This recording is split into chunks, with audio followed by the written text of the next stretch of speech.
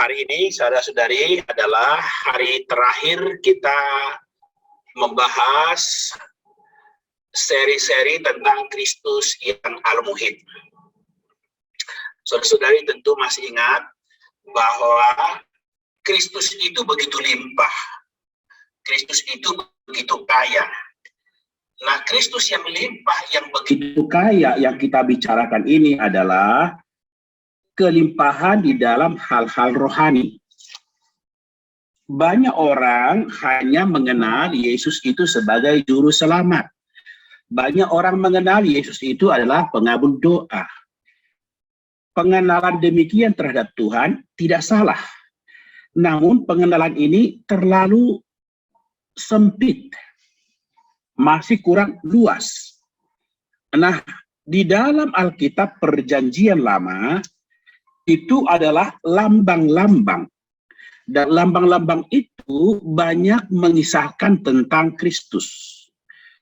Ada satu lambang ini mengisahkan Kristus, ini bercerita tentang Kristus, dan seterusnya. Tetapi yang paling lengkap untuk menggambarkan kelimpahan daripada Kristus itu adalah tanah Kanaan. Kristus yang begitu limpah, yang begitu kaya, yang begitu meliputi segala sesuatu, itulah yang kita sebut Al-Muhid. Al-Muhid itu bahasa Inggrisnya adalah all inclusive. Jadi Kristus yang Al-Muhid adalah the all inclusive Christ. Kristus yang meliputi semuanya. Nah, saudara-saudari, adalah hari ini, dalam berita terakhir ini, yang kita bahas adalah tentang pengalaman kita yang meningkat selangkah demi selangkah, kematangan dan pekerjaan, korban keselamatan, bait suci dan kota. Tetapi saudara-saudara, ini yang kita bahas ini untuk porsi hari ini. Tetapi sekaligus kita juga ingin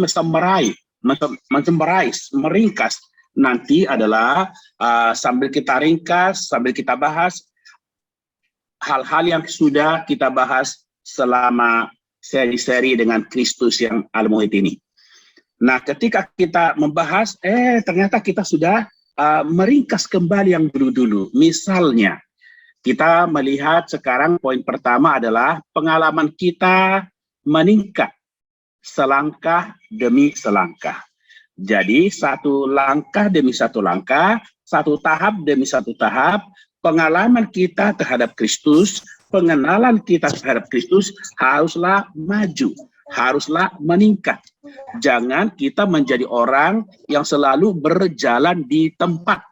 Jangan kita seperti orang Israel, mereka itu adalah sudah sampai di padang gurun, ya, mereka bersungut-sungut karena mereka haus, lalu adalah Musa angkat, memukul, lalu batu karang keluarlah air. Namun nanti kita melihat mereka ternyata orang Israel itu jalan begitu terus berkeliling-keliling sehingga sampai 40 tahun di situ-situ aja. Padahal menurut penelitian orang berjalan itu hanya beberapa hari. Dan mereka itu terus berputar-putar. Maju enggak? Dikatakan maju. Tapi kok enggak sampai-sampai. Dikatakan mundur, ya maju-maju juga. Tapi buktinya ternyata mereka itu udah berjalan nanti, jumpa kembali lagi kepada batu karang yang pernah dipukul oleh Musa itu di sana. Mereka jumpa lagi itu. Artinya mereka jalan berputar-putar kembali lagi ke situ. Nah, karena itu yang saya bilang tadi adalah pengalaman kita jangan demikian. Pengalaman kita perlu meningkat selangkah demi selangkah, setahap demi setahap. Pengalaman itu, saudara-saudara, bahwa pengalaman terhadap Kristus yang Al-Muhid itu perlu tadi mengalami peningkatan. Kita sudah mengalami, kita sudah bahas menerima Kristus sebagai penebus kita. Kristus sebagai penebus itu adalah ketika kita mengalami dia sebagai penebus. Penebus bagaimana?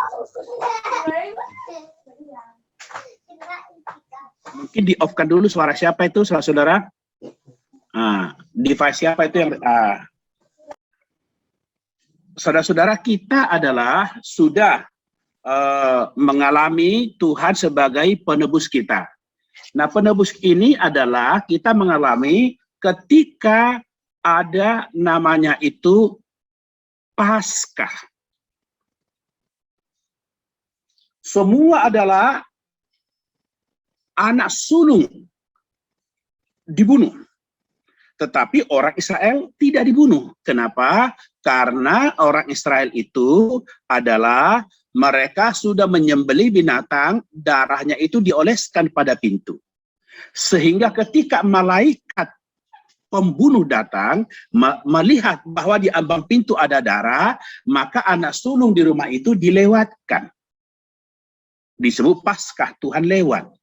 Dengan kata lain bahwa anak sulung orang Israel ini ditebus. Melalui apa? Melalui domba Paskah. Nah, domba Paskah, saudara-saudara, yang dialami, yang dinikmati orang Israel itu adalah yang sudah utuh, yang sempurna, yang lengkap, tidak ada kurangnya. Semua lambang-lambang di dalam perjanjian lama yang dialami oleh orang Israel itu semua lengkap, utuh, sempurna. Hanya saja, saudara-saudara, itu tidak cukup pengalaman hanya di situ. Tidak cukup kita hanya mengalami Kristus sebagai penebus kita. Kita perlu maju selangkah demi selangkah. Kalau kita mengalami Kristus sebagai penebus, itu berbicara adalah Kristus sebagai anak domba Paskah yang telah tersalib, mencurahkan darahnya untuk mengampuni dosa-dosa kita. Sebagaimana dahulu di dalam perjanjian lama, bahwa setiap keluarga yang di ambang pintunya itu sudah diolesi darah, maka keluarga itu diselamatkan. Demikian juga kita di dalam perjanjian baru hari ini. Siapapun yang telah menerima darah Kristus, darah anak domba, darah yang tidak bercacat, mengampuni segala dosa kita, maka dosa-dosa kita diampuni, kita pun sudah menjadi orang yang diselamatkan. Namun saudara-saudari, pengalaman ini harus membawa kita mengalami maju. Setahap demi setahap, selangkah demi selangkah, kita harus maju kepada pengalaman-pengalaman yang lebih besar lagi. Dan nanti pengalaman ini maju-maju terus sampai terakhir adalah maju mengalami Kristus sebagai tanah Kanaan kita. Mula-mula adalah dari Kristus sang penebus. Bagaimana kita diampuni oleh Tuhan, bagaimana kita diselamatkan oleh Tuhan. Kita maju lagi terus nanti, mengalami dia adalah sebagai mana surgawi kita. Mana surgawi, haleluya.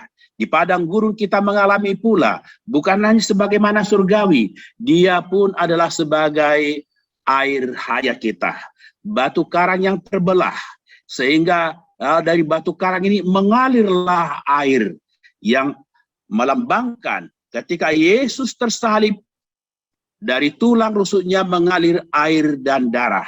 Darah untuk penebusan, air adalah untuk suplai hayat kita. Sehingga perlu datang makan Tuhan. Oh, menikmati Tuhan. Makan, minum Tuhan. Bukan yang menebus kita, tetapi makan minum artinya yang memuaskan kita, yang meleraikan dahaga kita, yang membuat kita itu mampu menempuh jalan rohani ini. Sebab saudara-saudari, untuk menempuh jalan rohani kita perlu makan, perlu dikenyangkan, perlu dipuaskan, dahaga kita perlu dileraikan. Melalui apa, saudara-saudara? Melalui menikmati Tuhan. Dia juga sebagai mana surgawi kita, sebagai air hayat kita. Terus selangkah demi selangkah, Nanti akan kita melihat dia sebagai korban-korban. Oh, di dalam perjanjian lama, dia adalah korban ini, korban itu. Sampai terakhir, kita mengalami Kristus sebagai tanah Kanaan kita. Tanah Kanaan yang begitu besar, yang tak terukur, tak terbatas, yang memiliki gunung dan lembah, yang memiliki sungai, yang memiliki hewan di sana, dan memiliki juga banyak tumbuhan, semua untuk kita alami. Dan ini adalah melambangkan berbagai aspek pengalaman kita terhadap Kristus. Jadi saudara-saudari, kita tidak cukup tidak cukup hanya mengalami Yesus sebagai domba Paskah kita. Itu hanya awal orang Kristen beroleh selamat. Kita perlu maju selangkah demi selangkah. Kemudian saudara-saudara, kita masuk kepada kematangan dan pekerjaan. Artinya saudara-saudara, bahwa pada hari Paskah itu orang tidak boleh bekerja. Keluaran 12 ayat 16 mengatakan, kamu adakanlah pertemuan yang kudus, baik pada hari yang pertama maupun pada hari yang ketujuh. Pada hari-hari itu, tidak boleh dilakukan pekerjaan apapun. Hanya apa yang perlu dimakan setiap orang, itu sajalah yang boleh kamu sediakan. Jadi, di sini kita melihat, saudara-saudara, bahwa tidak boleh melakukan apapun, tidak boleh bekerja apapun pada hari Paskah. Artinya keselamatan kita bukan karena jerih lelah kita, keselamatan kita bukan karena perbuatan kita, dan tidak ada hubungannya saudara-saudara perbuatan jerih lelah kita. Jangan ada orang membanggakan diri, jangan ada orang yang menyombongkan diri. Semua adalah karena kasih karunia Tuhan. Kristus sebagai suplai makanan kita setiap hari. Ya, jadi bukan hanya sebagai Paskah, tetapi tadi kita bahas setiap hari orang Israel perlu keluar dari rumahnya mengambil mana. Mengambil mana untuk apa?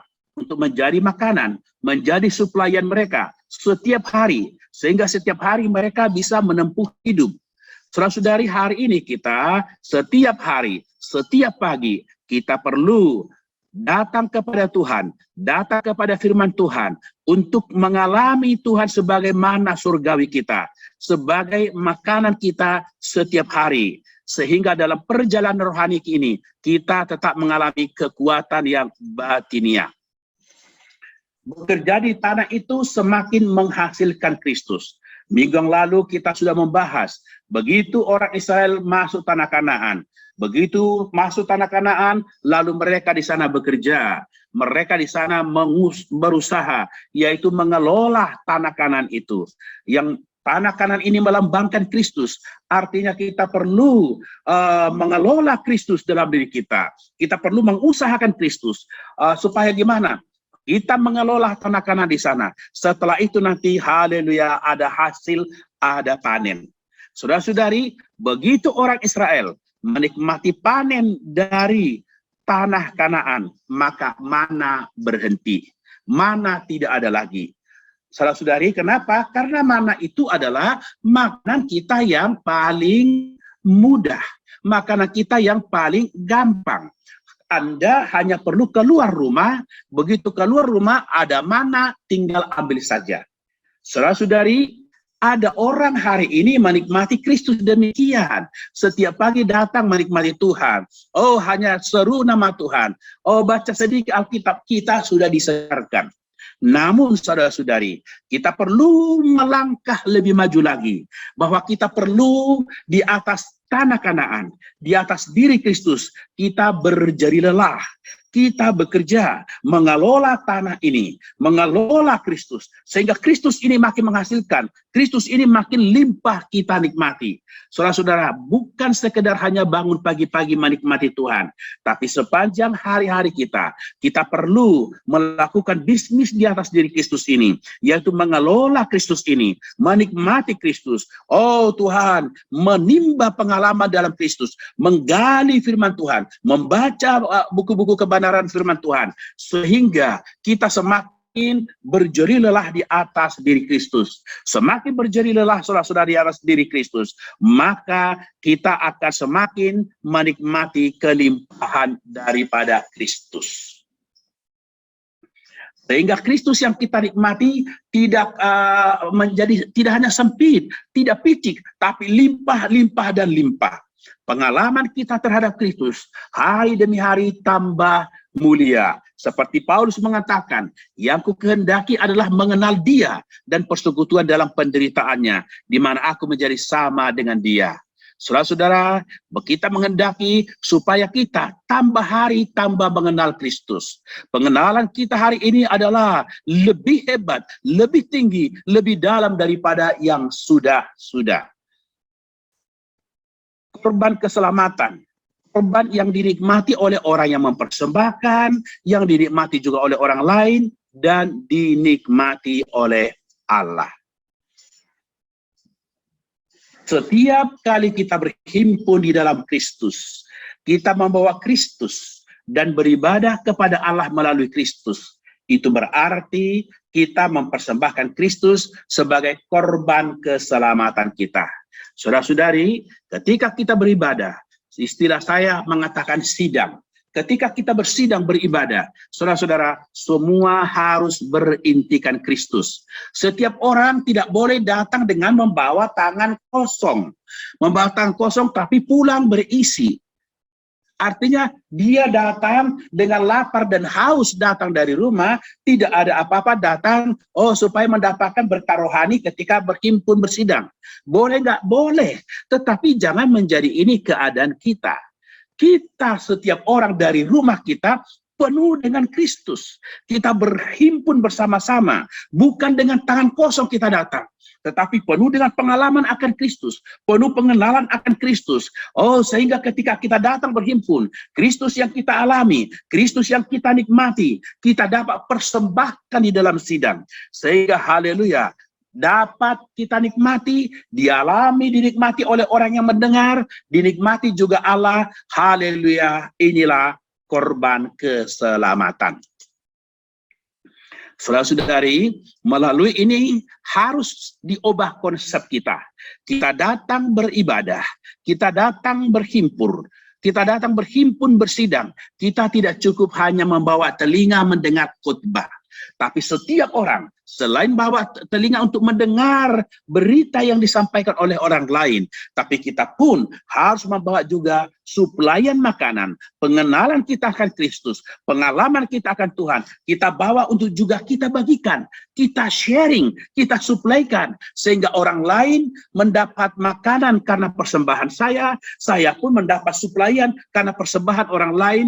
Haleluya, Anda dipuaskan, saya dipuaskan, Allah dipuaskan. Inilah korban keselamatan, inilah ibadah kita yang sejati. Saudara-saudari, lalu kita berbicara tentang poin yang keempat, bait suci. Bait suci.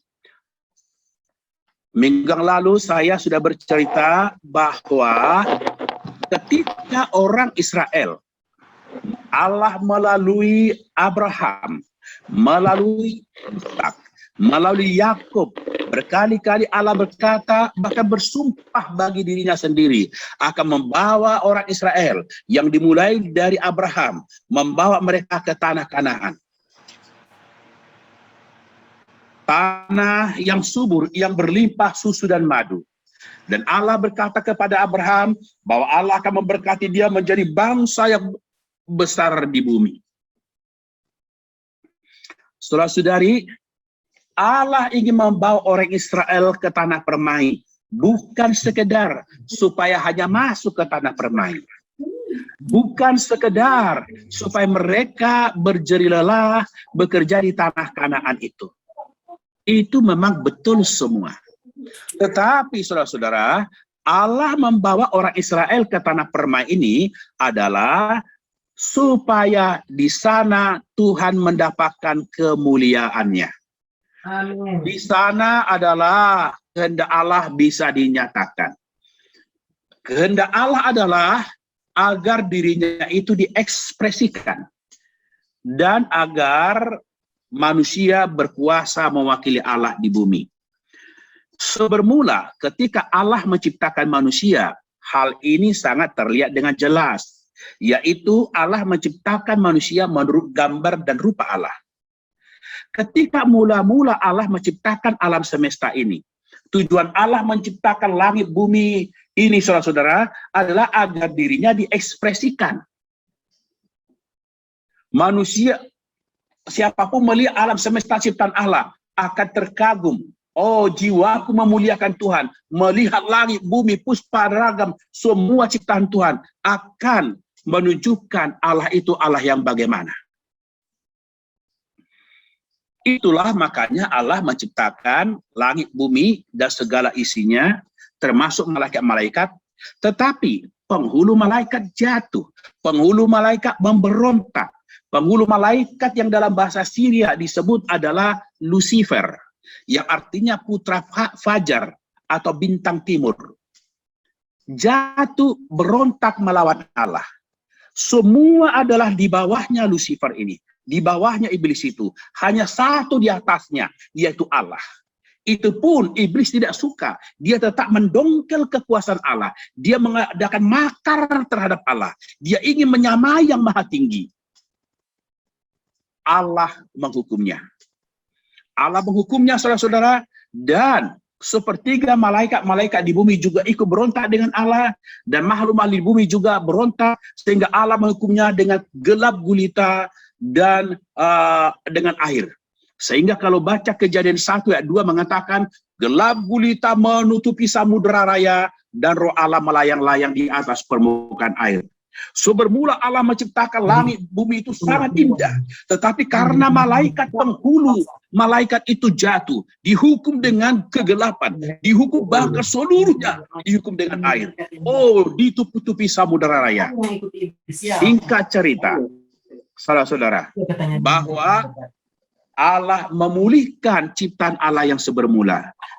Setelah dipulihkan, Allah mengadakan penciptaan lebih lanjut. Di dalam penciptaan lebih lanjut itu, pada hari ke-6 Allah menciptakan manusia.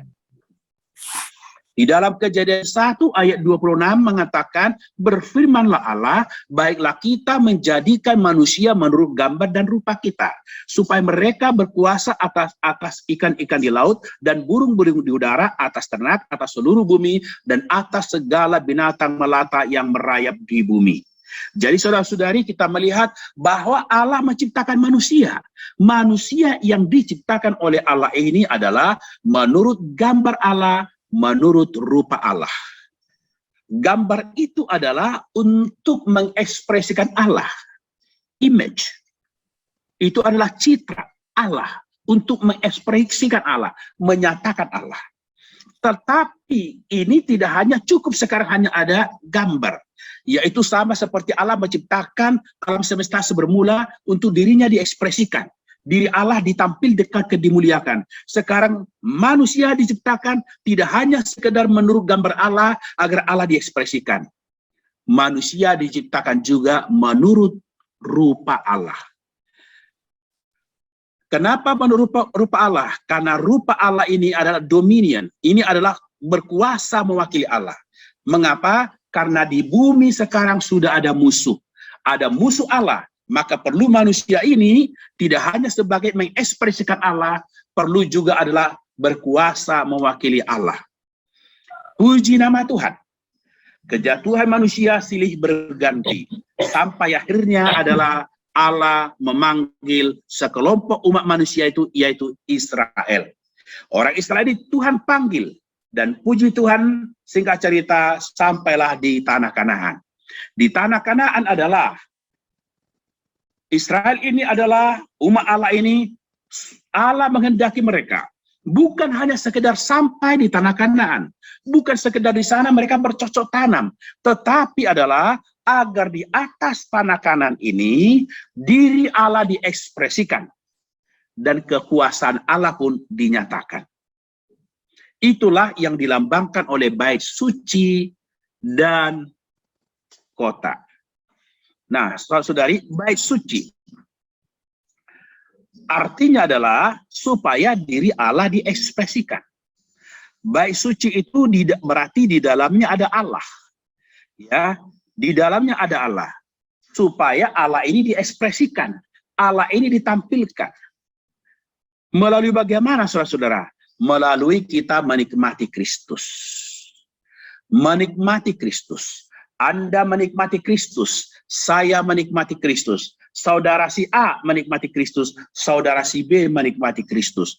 Semua kita menikmati Kristus. Dengan kata lain, kita masing-masing orang dipenuhi, diresapi, dijenuhi dengan Kristus. Ketika kita ini semua berkumpul bersama-sama, ketika kita berkumpul bersama-sama, karena kita semua diresapi Kristus, maka kitalah tempat kediaman Allah. Kitalah bait suci Allah. Kitalah bait Allah. Kitalah rumah Allah. Di atas diri kita, Allah diekspresikan. Melalui kita, orang-orang yang menikmati Kristus, yang dipenuhi Kristus, berhimpun bersama-sama ini, maka Allah, saudara-saudara, ada berdiam di antara kita. Allah tinggal di tengah-tengah kita. Allah dinyatakan di dalam hidup kita. Allah dipermuliakan dalam perkumpulan kita. Haleluya. Inilah bait suci. Saudari, bait suci ini adalah tempat kediaman Allah. Ya, bait suci tempat kediaman Allah, yaitu Allah tinggal di dalam diri manusia. Yang lalu kita sudah bahas bahwa tempat kediaman Allah yang pertama itu dahulu adalah puji Tuhan. Itu adalah orang Israel. Adalah Betel yang dimulai dari Yakub. Kemudian menjadi Israel, yaitulah kemah pertemuan. Adalah bait Allah. Tetapi saudara-saudara, ketika Tuhan Yesus datang ke bumi, dialah bait Allah. Dialah tabernakel Allah. Dialah kemah Allah di bumi. Yohanes 1:14 mengatakan, and the word became flesh and tabernacle among us. Firman itu menjadi daging, menjadi manusia, dan bertabernakel di antara kita, atau berkemah di antara kita. Saudara-saudara, Yesus itu adalah kemah Allah. Yesus itu adalah bait Allah yang bergerak-gerak di atas bumi. Kemudian, saudara-saudari, Allah ingin semua orang yang percaya Dia, semua orang yang menerima Tuhan Yesus, kita ini menjadi bait Roh Kudus. Bukan hanya Tuhan Yesus sendiri. Sekarang setiap orang percaya Tuhan Yesus. Setiap kita dihuni oleh Roh Kudus. Kita adalah bait Roh Kudus. Kita adalah tempat kediaman Allah. Dan kita semua tempat kediaman Allah ini berkumpul. Haleluya, Allah hadir di tengah-tengah kita. Allah meraja di antara kita. Allah benar-benar, ternyata di antara kita. Itulah tempat kediaman Allah, yaitu berbaur dengan Kristus. Kita berbaur dengan Tuhan, melalui kita menerima Dia masuk ke dalam roh kita. Kemudian kita juga dalam hidup sehari-hari kita menyangkal diri kita menikmati Tuhan, kita belajar hidup oleh roh, kita belajar menampilkan Tuhan dalam roh kita. Saya seperti itu, yang lain seperti itu, semua saudara-saudari seperti itu. Kita semakin berbaur. Allah semakin berbaur tidak hanya ke dalam roh kita, bahkan di jiwa kita pun makin diresapi. Allah semakin berbaur ke dalam pikiran kita. Allah semakin berbaur ke dalam emosi, ke dalam angan-angan, ke dalam cinta kasih kita, ke dalam tekad keputusan kita. Semakin berbaur, semakin berbaur. Haleluya. Benar-benar perbauran ini semakin Allah meresapi tiap bagian kita. Allah sungguh-sungguh menjadi tinggal dengan nyaman di dalam diri kita. Haleluya, kitalah tempat kediaman Allah. Kitalah perbauran Allah dengan manusia. Kristus berbaur dengan manusia kita ini. Tetapi saudara-saudari, selain itu, kita juga perlu dengan cara kita berbaur dengan Kristus, kita menjadi tempat kediaman Allah adalah melalui di tanah yang al-muhit dan melalui makan dan minum Dia. Semakin kita menikmati Dia sebagai tanah yang al-muhit, Dia tempat tinggal kita, Dia sebagai makanan kita, kita semakin dibarukan dengan Allah. Semakin kita dibarukan dengan Allah, maka kita ada keperluan semakin menikmati dia. Semakin makan dengan dia, saudara-saudara. Semakin makan, dia semakin dibarukan dengan Kristus. Semakin dibarukan, semakin menikmati Kristus. Teruslah berganti, saudara-saudara. Kita benar-benar menjadi tempat Allah dan manusia berbaur dan tak terpisahkan. Kitalah bait Allah yang sejati. Saudara-saudari, semoga kita adalah memiliki pengalaman yang demikian indah ini. Sehingga Allah semakin dibarukan ke dalam diri kita, Allah semakin tersusun dalam diri kita, teranyam dalam diri kita, dan Allah semakin meresapi setiap pelosok batin kita. Ulangan 12 ayat 5-7 mengatakan, tetapi tempat yang akan dipilih Tuhan Allahmu dari segala sukumu sebagai kediamannya untuk menegakkan namanya di sana.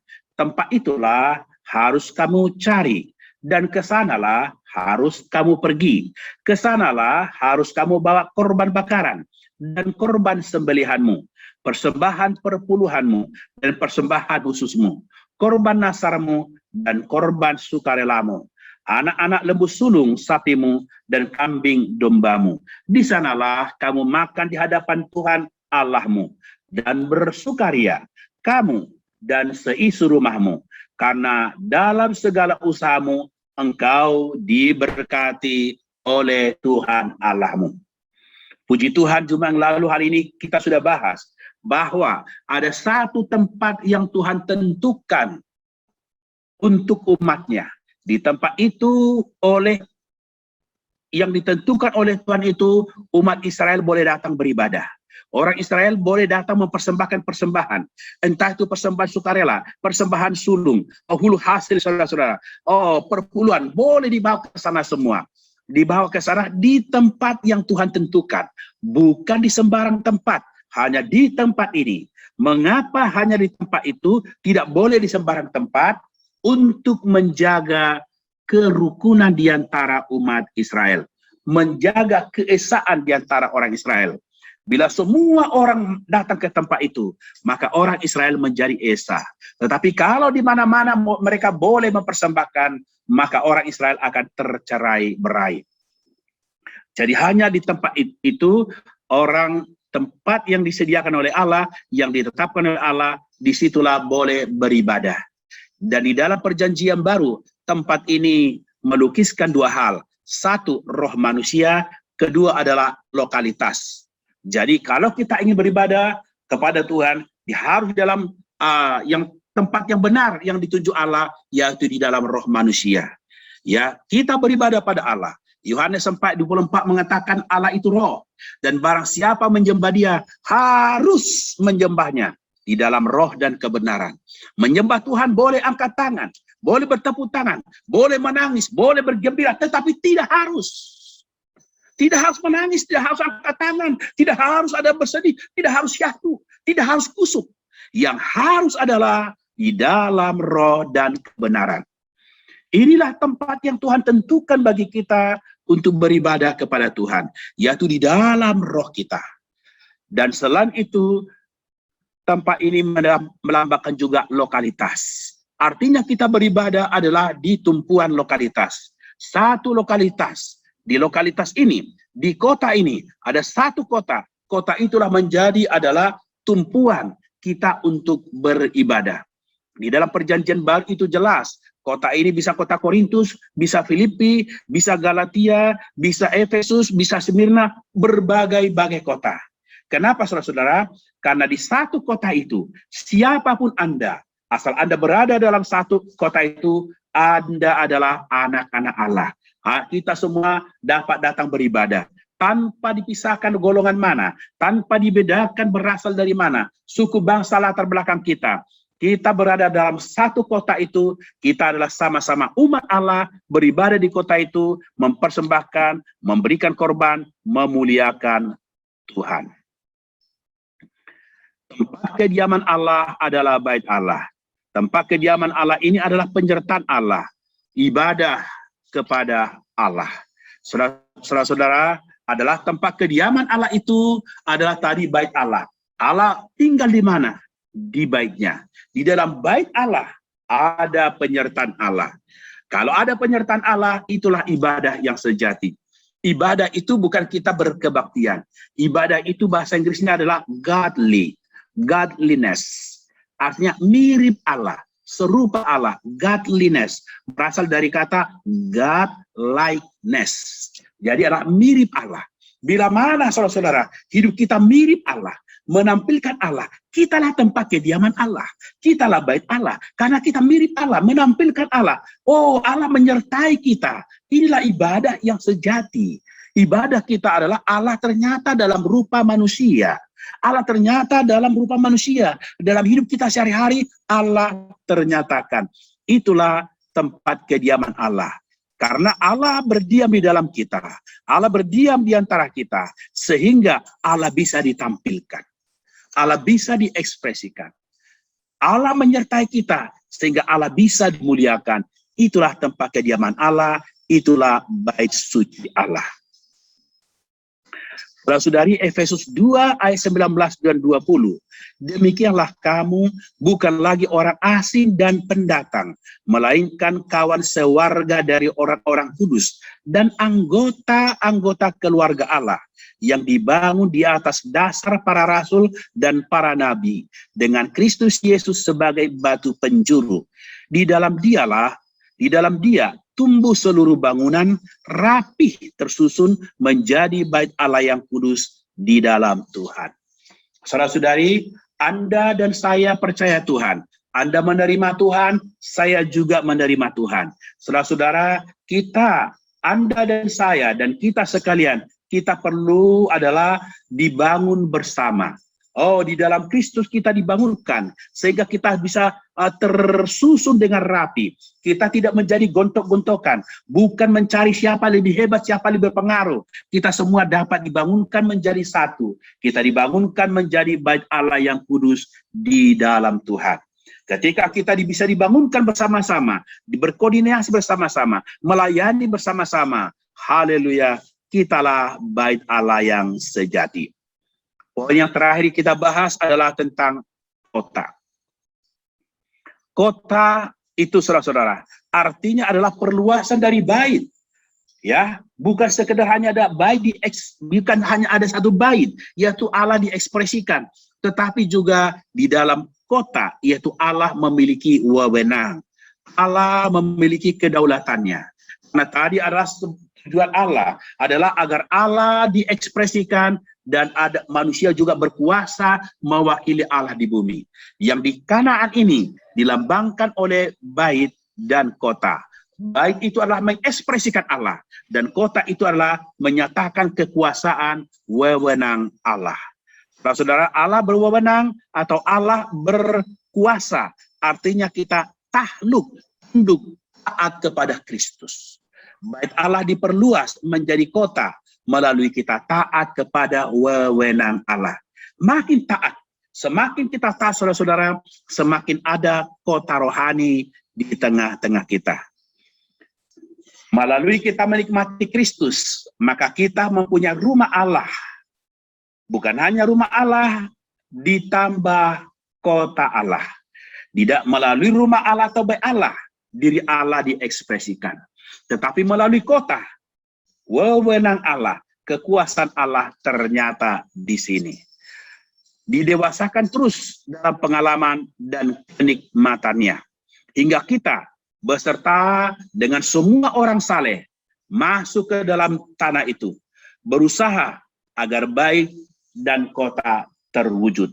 Saudara-saudari, bahwa ketika kita adalah masuk ke tanah Kanaan, saudara-saudara, kita masuk ke tanah permai. Tujuan kita masuk di sana, saudara-saudara, bukan hanya sekedar supaya kita di sana berjeri lelah. Bukan supaya hanya kita meninggalkan Ur Kasdim masuk ke tanah Kanaan. Bukan sekedar hanya meninggalkan Mesir masuk ke tanah Kanaan. Tetapi ada kehendak Allah yang perlu digenapi di sana. Yaitu agar diri Allah diekspresikan. Dan agar kekuasaan Allah bisa ditegakkan. Untuk itulah, di atas tanah Kanaan ini, kita perlu membangun bait suci dan membangun kota. Bagaimana kita membangun bait suci adalah melalui kita menikmati Tuhan. Semakin kita menikmati Tuhan, Allah terasimilasi ke dalam diri kita. Allah tergarap ke dalam diri kita. Haleluya. Allah semakin, saudara-saudara, memenuhi diri kita. Lalu Allah ditampilkan. Haleluya. Itulah bait Allah, itulah ekspresi Allah. Nah, semakin kita banyak mengekspresikan Allah, maka otomatis kita pun semakin taat kepada Allah. Membiarkan Allah berdaulat di dalam diri kita. Allah berotoritas, berwenang di dalam diri kita. Saudara-saudara, semakin kita sedemikian, maka Allah memiliki kota sebagai tempat kedudukannya, sebagai kerajaannya, di mana Allah bisa melaksanakan wewenangnya di sini. Bukan hanya Allah diekspresikan, tetapi Allah juga berdaulat di tengah-tengah kita. Inilah tujuan Allah membawa umatnya ke tanah Kanaan, supaya dirinya diekspresikan melalui bait, dan dirinya pun dapat memiliki kekuasaan melalui kota. Puji Tuhan. Sampai sekian berita saya sampaikan.